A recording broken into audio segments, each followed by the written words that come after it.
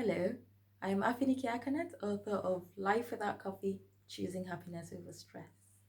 Today, the reading is about motivation.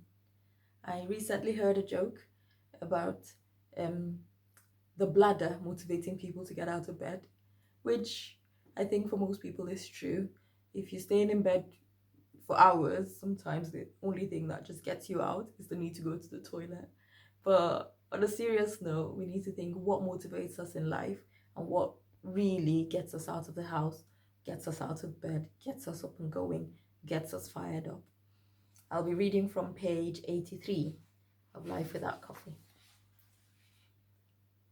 Having the end in sight is a good way to draw motivation for tasks ahead, whether it is family, business, or work related.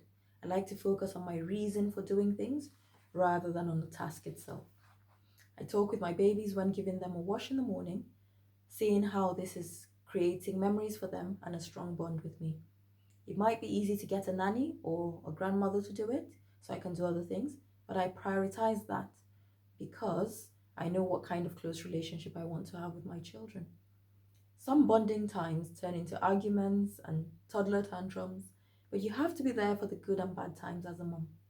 Other moms may bond with their children in other ways, but I find that the mornings and evenings are the best times for us on weekdays because of my work and business. Sometimes when people ask me how I manage to do all the things I do, I find it hard to explain because it is mainly about my vision.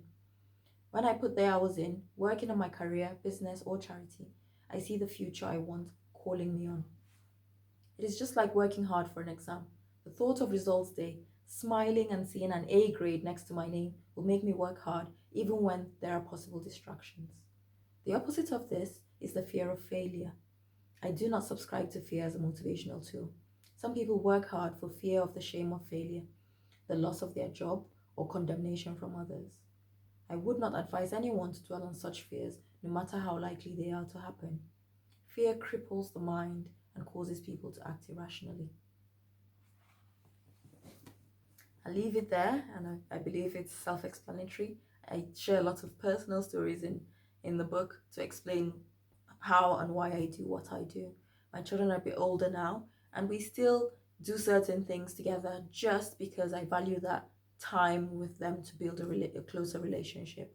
I think about it as we've only got them at home for 18 years, because generally when they go to uni, it's upward and onward from there. So let's make the most of this. Somebody actually made me realize how short the time is by saying how we've actually only got 15 summer holidays with them. Generally, from if they started school or nursery at 3, then you just think if they've only got 18 years at home, we've only got 15 summers with them. So, what are you doing with that time? Apart from parenting, it's also to do with business, with work, using the end in sight as a motivation. I've found that to be very helpful. So, instead of thinking about the mundane thing you're doing right now, um, writing all these notes or typing all these letters or data entry or making phone calls or filling in forms, instead of worrying so much about the tasks you're doing, think about the end goal, and that will motivate you, because when you've got your eyes on the prize, it usually doesn't take much more to get you up and going because you really want to get to that target. I think that's the same tactic I used for all my examinations. I did quite a few serious exams as a mother with two young children, and every morning when I had to wake up about 4 in the morning to try and get a couple of hours of revision in before they wake up, I just had to remind myself, I want to see those excellent grades on results day. I don't want to be having to repeat these exams. So motivation comes sometimes from keeping the end in sight. I hope that this has been useful. It might be helpful to just sit down and think about what end goals you have as a motivation for your everyday life and for your everyday routines. Thank you for listening. Please feel free to email me to send comments. Until next time, stay strong and stay connected.